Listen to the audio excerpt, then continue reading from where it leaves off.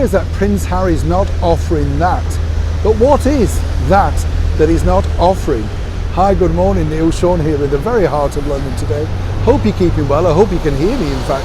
It's a rather noisy, busy London. If you can see that thing behind me with the red cherry on the top, that is the sort of plinth that they can award to put something new on every so often. I think it's about every 6 months or something like that. I was wondering whether I should offer myself to sit up there for the next 6 months. Would anybody come to see it though? And how cold would it be? To think also there's somewhere to go as a restroom.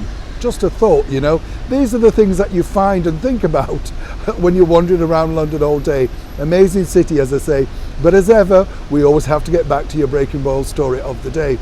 Now, as you know, with Prince Harry and Meghan Markle, they love their privacy, don't they? Well, that's what they keep telling us. But every 2 minutes, of course, they're on Zoom, doing chats, attending galas, fake royal tours, all that sort of stuff. But, you know, they left the British monarchy because they wanted to have some level of privacy. And, of course, more importantly, they wanted to bring up their children out of the media spotlight.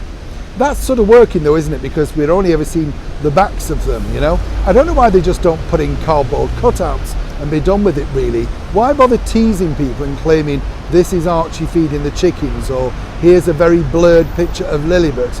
It does create suspicion, and then of course comes from suspicion then this sort of mysteries, and then of course the strange stories that begin to circulate the internet. One strange story though that is very much in the moment, and it's almost getting there, is the book for the man that he's become by Prince Harry, and that mega deal from the publisher Penguin Random House. Now, as we know, Prince Harry's been wittering on about this book, setting the record straight himself. What I always find fascinating, I've got to tell you with this, is when books are kept away from reviewers and advances and stuff like that, you normally have that because the book's dull.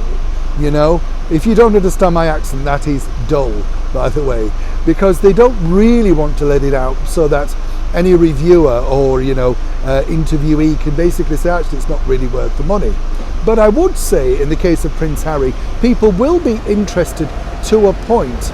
But if the publisher decides to sell the serialization rights to a major newspaper, which I can't see happening, because the only one worth selling it to is the one that Meghan and Harry are continue in litigation and legal problems with.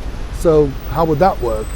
But what I've now been told, and as ever we always have to say allegedly here on the show, is that there will be no advance reviews copies. It will simply be launched, and then, as we've told you before, they are looking at ways of Prince Harry possibly being interviewed on a stage with an interviewee. Gosh, will they get to do that? Maybe Ellen. But on a more serious note, they feel this is the best way for them to sell the book. And moving forward, you may even be able to get a signed copy also. Now this, of course, is a brand new experience for Prince Harry, because prior to leaving the British royal family, they're not allowed to give autographs. So once again, that will be breaking another barrier. But more importantly, they feel, the publishers, that this could really and truly help sell the book. What do you think? The fact that they don't want to give the book out to interviewers and of course reviewers, does that say everything you need to know? Or would you secretly still want to have a copy? Or maybe like me, you might just wait until it hits your Poundland dollar store. As ever, let me know what you think in the comments below. Neil Sean in the very heart of London.